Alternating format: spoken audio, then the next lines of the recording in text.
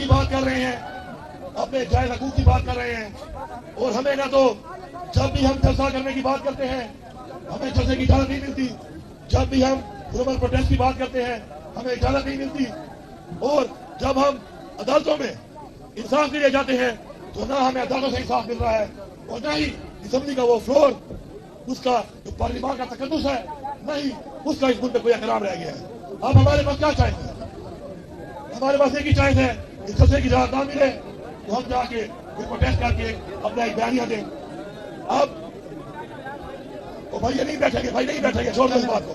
अब नहीं बैठे वो, छोड़ दो ना यार, आवाज आ रही है ना, नहीं बैठ रहे, तुम कह रहे हो बैठ जाओ, नहीं बैठ रहे। अब बात यह है कि हम लोगों ने इससे पहले जब जलसे का ऐलान किया इस्लामाबाद में, हमारे सही की गई, फिर हमने पुरमन जो एक कॉल दी, मैं ये रिपीट कर रहा हूं, पुरमन 12 मैंने अपनी बात में कहा, इमरान खान ने कहा कि हम डी चौक जाएंगे, पुरमन तरीके से जाएंगे, और पुरमन तरीके से डी चौक से आगे हमने नहीं जाना, वो एरिया जहां पर इजाजत नहीं है, जहां पे खान साहब का इख्तियार है, ये कॉल खान साहब ने दी और खान साहब ने इस इख्तियार से दी कि ये धरना जारी रहेगा, उस वक्त तक जारी रहेगा जब तक मैं कॉल ऑफ नहीं करूंगा। तो पहली बात तो यह है पूरे पाकिस्तान की आवाम को कि धरना जारी है,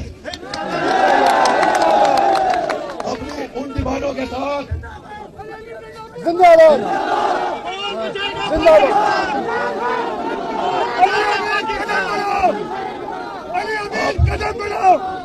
मेरे भाइयों एक मिनट,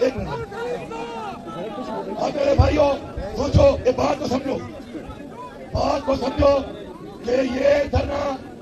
इमरान खान के इख्तियार में है और ये धरना जारी है, और जरूरी नहीं है पाकिस्तान की सारी आवाम सुन ले,